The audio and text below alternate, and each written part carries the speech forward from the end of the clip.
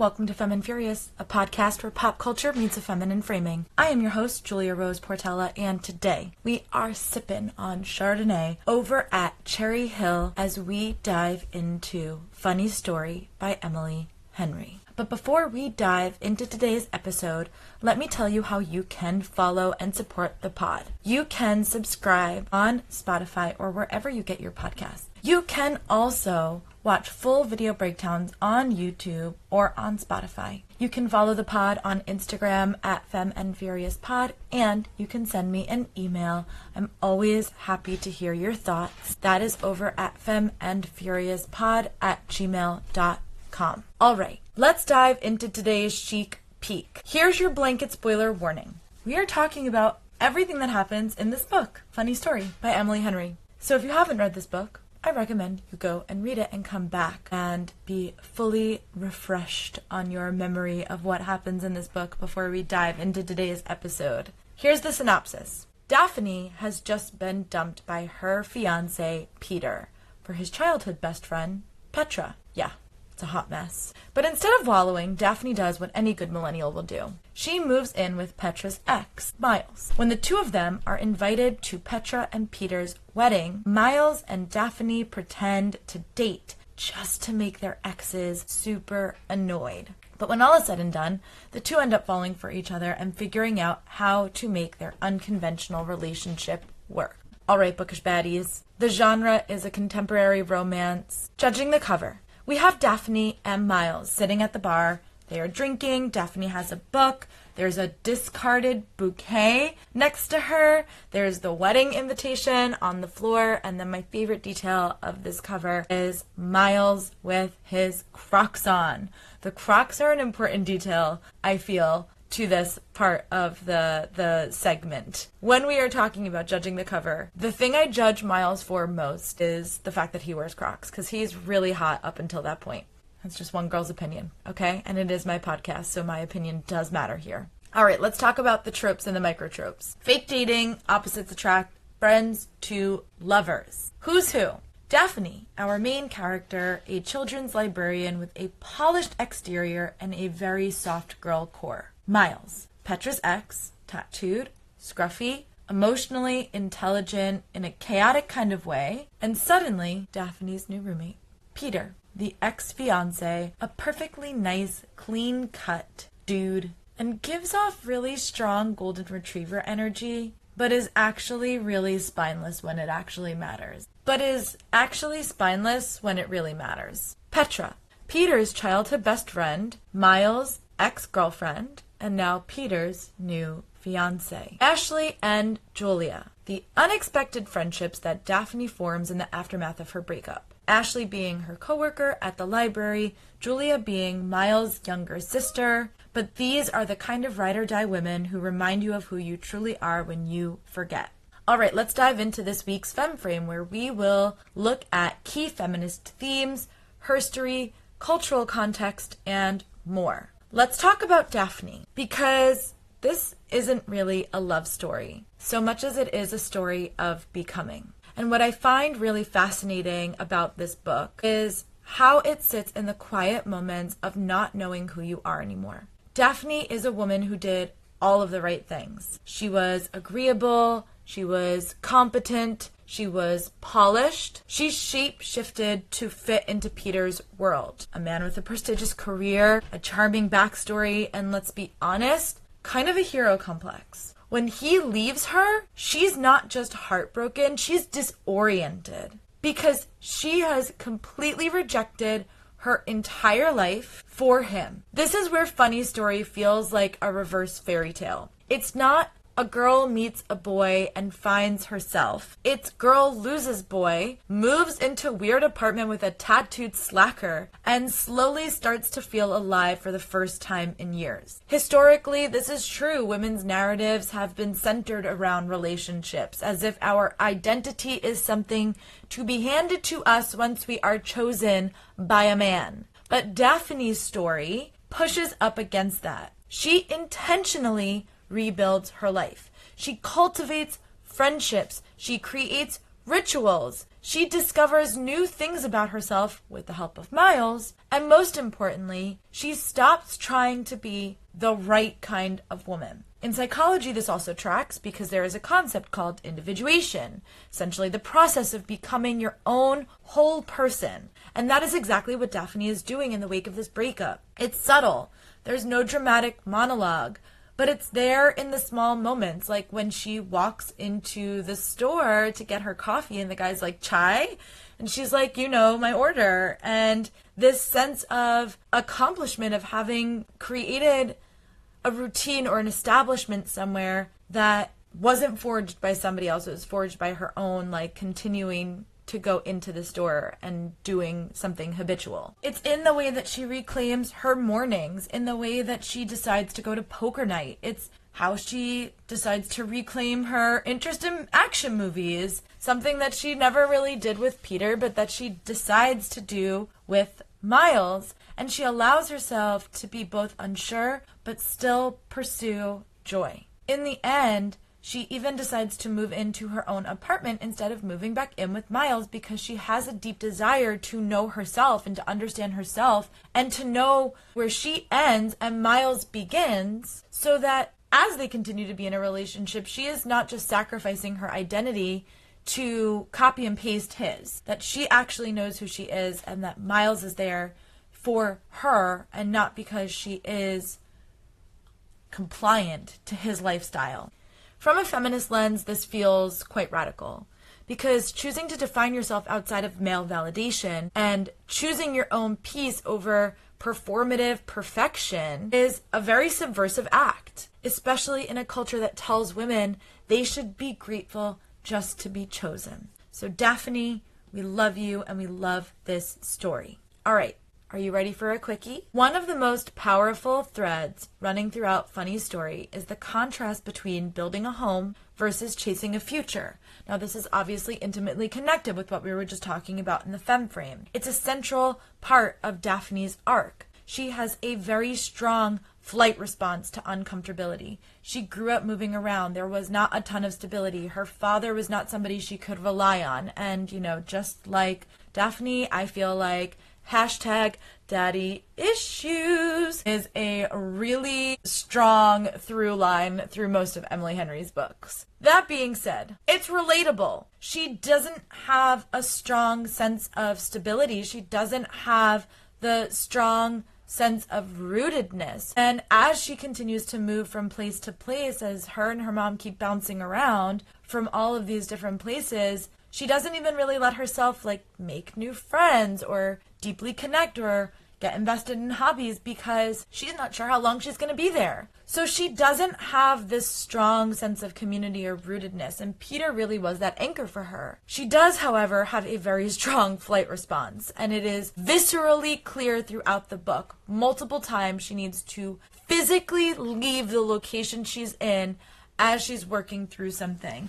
Like in one particular scene, she's having a really difficult conversation with Miles, and she has to physically get out of the car that they're sitting in and talking in to process and breathe and deal. Daphne starts the book tethered to a vision of her future. She knows logically that this thing with Peter is a house that they will build together. It is marriage. It is stability. It's a life that looks good on paper. And like so many women raised in a culture of goalpost and girl bossing, she's been taught to prioritize forward momentum, be driven, be reliable. She is somebody who really prides herself on being worth marrying. She has a whole plan for how their future will look together, but not a plan of how her future will look individually. So when Peter pulls the rug out from underneath her, she's left with the present and a ton of furniture that doesn't really fit into Miles' apartment. And this is ironic because she's never been encouraged to settle.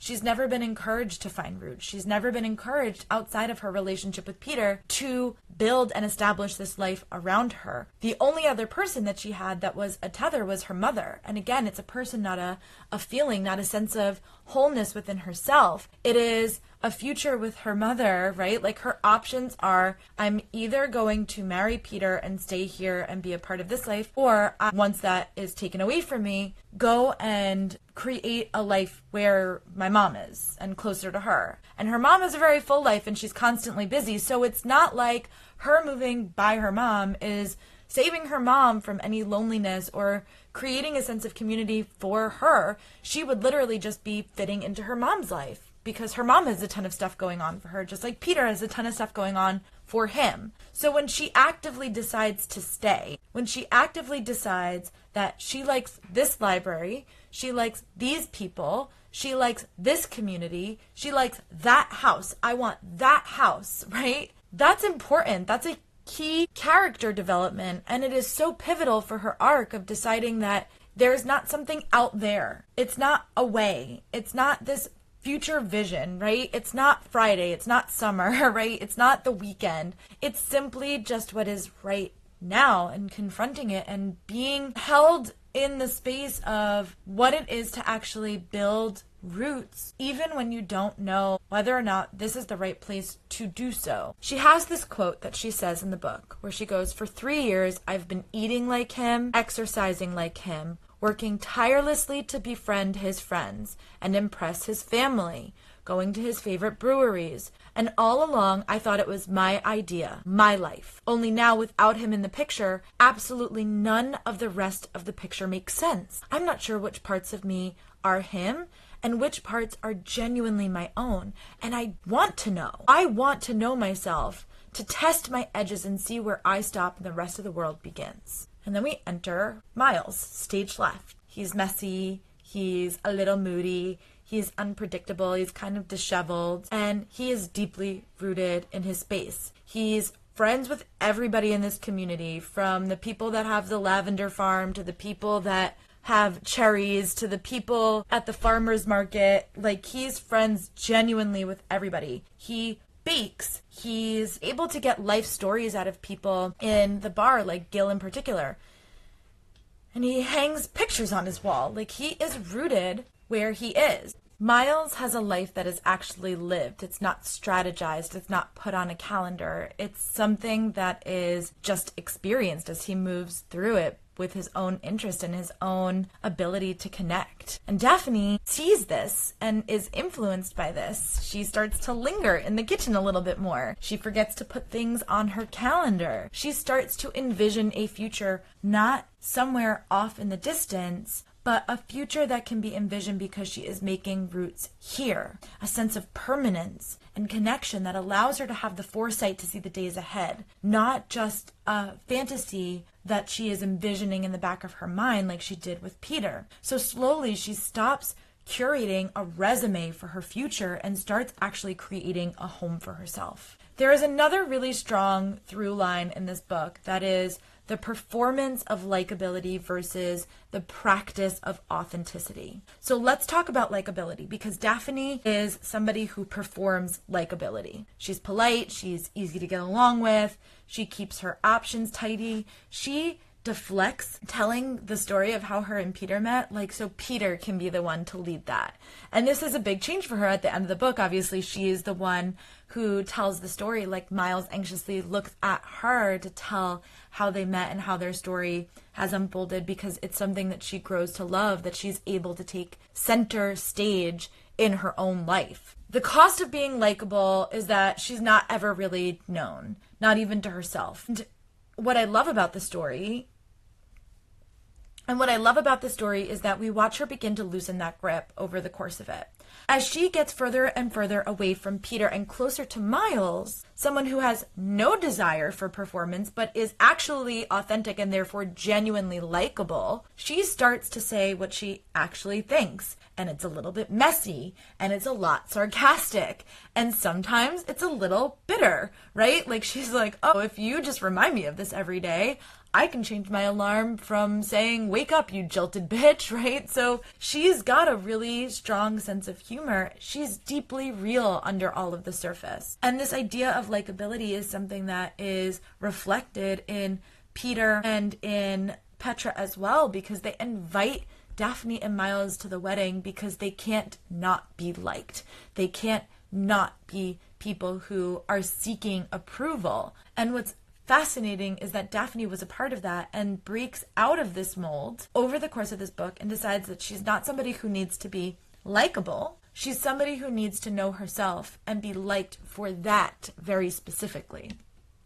And that's what Miles provides for her, and that's why they have such a beautiful love story in the end. All right, let's crack open the burn book, where we will look at the superlatives for this episode. And bothered award. Ashley's breeze out after Daphne blows off her birthday. Shiro award. Daphne deciding to stay, but also deciding to get her own apartment. I love that. That's maybe my favorite part of this book. The Femme Fatale award. Ashley, in the wake of her divorce, talking about her ex and saying he was willing to be good to me, but he wasn't willing to be any better. It chills when I read that line. Speak your truth trophy. People can change, I think. I'm changing. And I love, love, love that this is the journey that Daphne goes on. An honorary heartthrob. This is very specific to me, but it's when Miles is watching Bridget Jones' Diary. It is the most fucking endearing thing to me personally because it's one of my favorite movies. But I also, in slight second of honorary heartthrob, love every single time that he introduces something to her and wants to see her reaction. I love when he gives her the cherry and he's like, are you gonna eat one? And like wants to see her response to it and wants to see her joy. I absolutely love when he watches her eat because he's watching her experience something that she likes and discover something about herself. I fucking love that. I like Miles, okay? He's not my top Emily Henry book boyfriend, but I do love him, and he holds a special spot in my heart, and I think this book holds a special spot in my heart as well. All right, thanks for listening to this week's episode. Truly a quickie, okay? I'm sorry. I feel like the Emily Henry series went off the rails because I read these books like literally months ago thinking that I would be able to pre-record in advance, and then I've just had a million and one things. Like I quit my job and my cat passed away, so it's like I feel like I haven't been able to get ahead, but I am looking forward to starting the next series on a footing of being able to have more of the commodity that matters, which is time, and the ability to plug a little bit more deeply into the podcast. So thank you for bearing with me through the Emily Henry series. We have one more. It will be a You've Got Mailbag, which will be on Tuesday, and that will wrap up the series. And then I will be doing a Quickie season recap of Too Much, which is Lena Dunham's new series on Netflix. It will be the entire season, so once you binge it, you can listen to that. And then we will start with Twilight, the movies, not the books, as the next series that we will be diving into. You can always stay up to date with the schedule of the podcast and what we're covering over on my Instagram at Femme Furious Pod. Thank you so much. And until then, at least this time, you were the one that got to say goodbye first.